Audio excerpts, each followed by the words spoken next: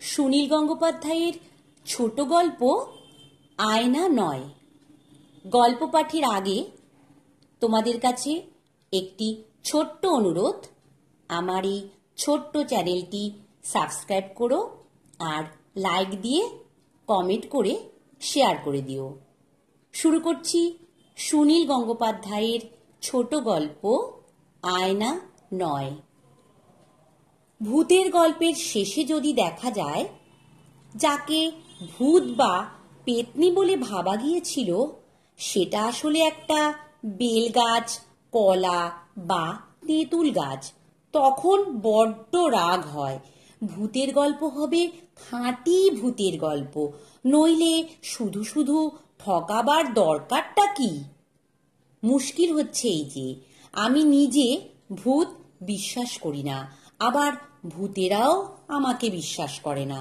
আমি অনেক পোড়ো বাড়ি কিংবা ভুতুড়ে বাড়িতে রাতে থেকেছি, কিন্তু সেখানেও আমি কোনো দিন ভূত দেখতে পাইনি, ভূতেরাও আমাকে দেখতে পায়নি।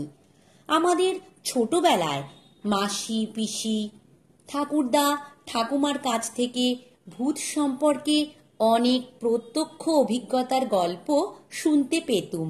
তাদের সকলেরই জীবনে একবার না একবার ভূতের সাক্ষাৎ উপলব্ধি হয়েছে। সে সবই বেশ রোমাঞ্চকর গল্প, কিন্তু এখন সেসব পুরনো হয়ে গেছে। আজকাল কোনো আড্ডায় ভূতের প্রসঙ্গ উঠলে অন্যরকম ব্যাপার হয়। বৃষ্টি বাদলার দিনে কোনো কোনো সন্ধেবেলা মুড়ি আলুর চপ খেতে খেতে ভূতের গল্প এসেই যায়। বিশ্বাস করুক বা না করুক, ভূতের গল্প শুনতে সবাই ভালোবাসে, বিশেষত মেয়েরা। ভূতের গল্প শোনবার পর সেই রাত্রে মেয়েরা একা একা বাথরুমে যেতে ভয় পায়।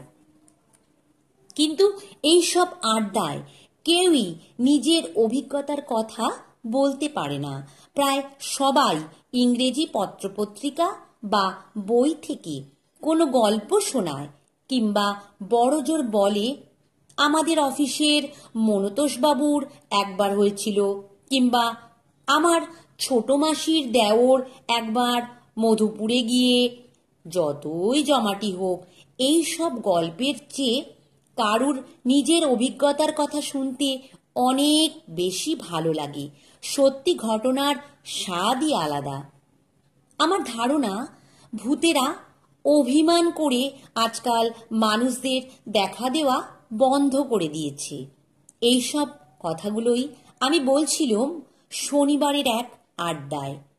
আমরা প্রায় 10-12 জন, এরই মধ্যে 3-4টে বই পড়া কিংবা বানানো কয়েকটা রোমহর্ষক গল্প হয়ে গেছে। আমার কথা শুনে শান্তনু গম্ভীরভাবে বলল, আমি কিন্তু একবার নিজের চোখে দেখেছি।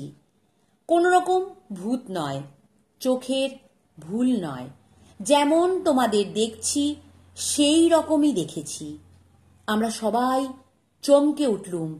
এ যে সম্পূর্ণ নতুন কথা।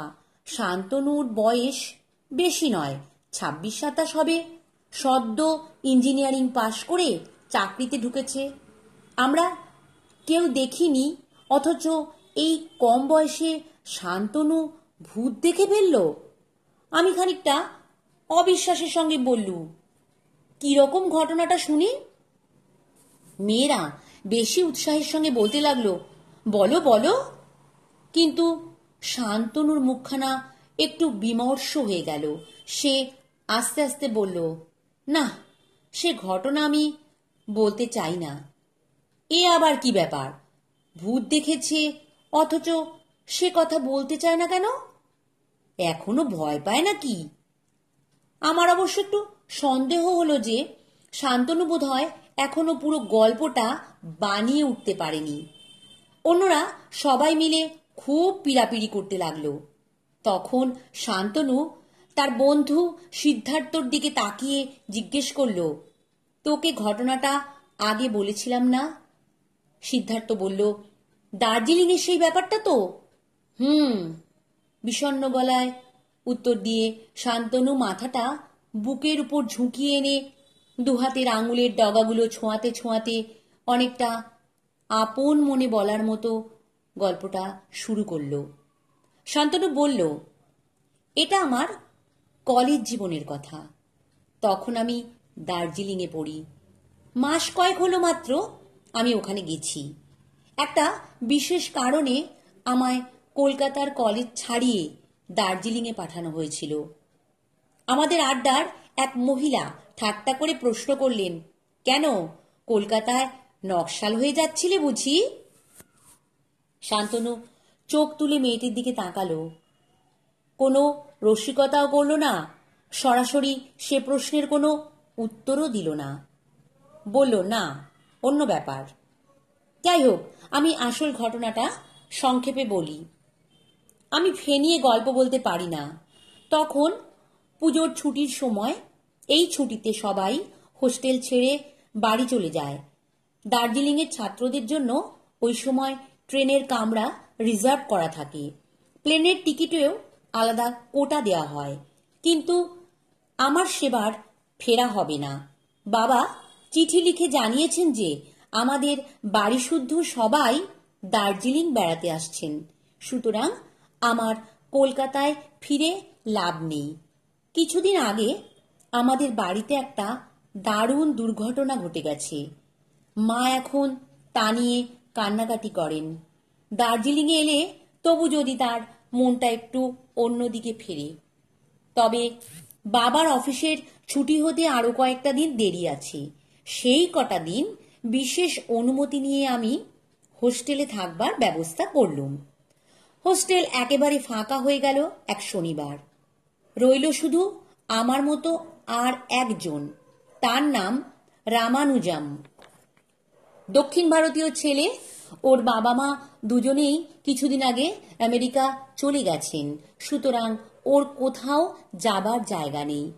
আমি ঠিক করেছিলুম আমার বাবা মা এখানে এলে রামানুজমকেও আমাদের সঙ্গে বেড়াতে নিয়ে যাব।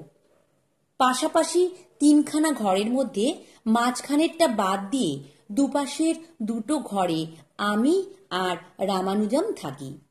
আমাদের ঘর দুটো ছাড়া অন্য সব ঘরই তালাবন্ধ। ইচ্ছে করলে আমি আর রামানুজম ওই কদিনের জন্য এই ঘরেই থাকতে পারতুম। কিন্তু প্রথম রাত্রিরে সে কথা আমাদের মনে পড়েনি।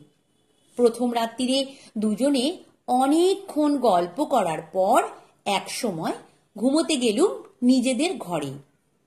অনেক রাতে আমার ঘুম ভেঙে গেল। রামানুজমের জোরালো গলা যেন শুনতে পাচ্ছি। হ্যাঁ, এ তো রামানুজমেরই গলা। সে খানিকটা ব্যগ্রভাবে জিজ্ঞেস করছে, শান্তনু, এই শান্তনু, তোমার কি হয়েছে? শরীর খারাপ হয়েছে? আমি অবাক। আমি ঘুমিয়েছিলুম, তবু আমাকে এরকম প্রশ্ন করার মানে? তাড়াতাড়ি উঠে দরজা খুললুম। আরো অবাক হয়ে দেখি আমার ঘরের সামনে নয়, মাঝখানের বন্ধ দরজাটার সামনে দাঁড়িয়ে রামানুজম ওই কথা বলছে। আমি কাছে গিয়ে বললুম, কি ব্যাপার রামানুজম? রামানুজম কিরকম ভ্যাবাচাকা খেয়ে থরথর করে কাঁপতে লাগলো। এমনিতে সে বেশ সাহসী ছেলে। আমাদের ফুটবল টিমের ক্যাপ্টেন ছিল, দারুণ খেলতো। আমি ওকে একটা ঝাঁকানি দিয়ে বললুম, এই কি হয়েছে? ও বেশ কয়েকবার ঢোক গিলল, তারপর শুকনো গলায় বলল, কি হলো বলো তো? আমি বাথরুম করতে উঠেছিলুম, হঠাৎ দেখি এই ঘরে আলো জ্বলছে। এদিকে এগিয়ে এসে দেখলুম এ ঘরের দরজা খোলা। খাটের ওপর উপুর হয়ে শুয়ে আছে একটা ছেলে। মনে হলো যেন অসহ্য যন্ত্রণায় কাতরাচ্ছে। হোস্টেলে তো আর কেউ নেই, সুতরাং ভাবলুম তুমি হবে, হঠাৎ কোনো অসুখ করেছে কিংবা পেট ব্যথা করছে। আমি যেই ঘরে ঢুকতে গেলুম অমনি দড়াম করে দরজা বন্ধ হয়ে গেল। আমি বললুম, এই তো এ ঘরের দরজার বাইরে থেকে তালা ঝুলছে। রামানুজম কিছুক্ষণ ফ্যাল ফ্যাল করে আমার দিকে তাকিয়ে রইল। তারপর বলল, কিন্তু আমি যে নিজে দেখলুম স্পষ্ট, নিশ্চয়ই এ ঘরের মধ্যে কেউ আছে। আমি বললুম, কাল সকালে দেখা যাবে। চলো, তুমি আমার ঘরে শুতে চলো। শান্তনুর গল্পে বাধা দিয়ে একজন বলল, নিশ্চয়ই ওই হোস্টেলে কিছুদিন আগে কোনো ছেলে আত্মহত্যা করেছিল। শান্তনু বলল, অধিকাংশ গল্পতেই এরকম থাকে বটে, কিন্তু আমার এটা গল্পও নয়, আর এই হোস্টেলে কোনো দিন কোনো ছেলে আত্মহত্যাও করেনি। আর একজন জিজ্ঞেস করলো, তুমি সেদিন ভয় পেয়েছিলে? শান্তনু বলল, তা পেয়েছিলুম, অস্বীকার করব না। অত রাত্রিরে সব দিক নিঝুম, বিশেষত রামানুজমকে ভয় পেতে দেখেই আমার ভয় ধরে গেল। রামানুজম আজে বাজে কথা বলার ছেলে নয়। যাই হোক, সে রাত্রিটা তো কেটে গেল। পরদিন সকালে আমরা মাঝখানের ঘরের দরজাটা ফাঁক করে দেখলুম, ভেতরে দুটো খাট স্পষ্ট দেখা যায়, কোনো মানুষের চিহ্ন নেই। দিনের বেলা আর এই নিয়ে আমরা কিছু আলোচনা করলুম না। সেদিন সন্ধেবেলা আমরা দুজনে সিনেমা দেখে এলুম। তারপর হোস্টেলে ফেরার পরই রামানুজমের ব্যবহার কিরকম যেন অস্বাভাবিক হয়ে গেল। হঠাৎ হঠাৎ চমকে ওঠে, পিছন ফিরে যায়, আমার হাতটা চেপে ধরে। একসময় সে নিজেই বলল, শান্তনু, তুমি নিশ্চয়ই ভাবছ আমি খুব ভীতু কিংবা আমার মাথা খারাপ হয়ে গেছে, কিন্তু আমি কাল স্পষ্ট দেখেছি। নিজের চোখকে কি আমি অবিশ্বাস করব? আমি বললুম, নিশ্চয়ই কিছু একটা ব্যাখ্যা আছে। থাক, ও নিয়ে আর ভেবে লাভ নেই। সে রাত্রে শুয়ে শুয়ে গল্প করলুম অনেকক্ষণ। মনে হলো সারা রাত ঘুমই আসবে না, কিন্তু রামানুজমই ঘুমিয়ে পড়ল এক সময়। আমার তবু ঘুম আসছে না। মুখে চোখে জল দিলে ভালো লাগতে পারে ভেবে উঠে পড়লুম। রামানুজমও যাতে ভয় না পায় সেই জন্য আলো জেলে রাখলুম। বাইরে বেরিয়ে পাশের ঘরে উঁকি মেরে দেখলুম একবার, না, আলো টালো কিছু জ্বলছে না। বাথরুমে সবে মাত্র ঢুকেছি, অমনি শুনতে পেলুম রামানুজমের আর্ত চিৎকার। এক দৌড়ে ফিরে এলুম নিজের ঘরে। দেখলুম বিছানার উপরে উদ্ভ্রান্তের মতো বসে রামানুজম চিৎকার করছে, Shantanu, he was here, he was here. আমি পাশে বসে পড়লুম, কে কে? ঠিক কালকের মতো এই পাশের বিছানায় যন্ত্রণায় ছটপট করছিল, কিন্তু শান্তনু সে যেন অনেকটা তোমার মতন। তারপর সে আঙুল তুলে আমায় বলল, ওই যে, ওই ওই। এবার আমিও দেখতে পেলুম, দরজার পাশেই দেয়ালের সামনে সে দাঁড়িয়ে আছে। তাকে দেখতে অবিকল আমার মতো, একরকম হাইট, চোখ, মুখ, নাক সবই আমার মতো। একটা সাদা প্যান্ট আর টি শার্ট পরা। রামানুজম দারুণ ভয় পেয়ে একবার তাকে দেখছে, একবার আমায় দেখছে, কিন্তু আমি তাকে দেখে কোনো কথা বলতে পারলুম না। কান্নায় আমার গলা বুজে এলো। হঠাৎ কথা থামিয়ে শান্তনু মুখটা নিচু করে রইল। সবাই চুপ। আমি নিরাশভাবে বললুম, যা, এও তো শেষ পর্যন্ত কলা গাছ বেলগাছের ব্যাপার। নিশ্চয়ই সে দেওয়ালে কোনো বড় আয়না ছিল, নইলে জ্যান্ত অবস্থায় কেউ তো নিজের ভূত দেখে না।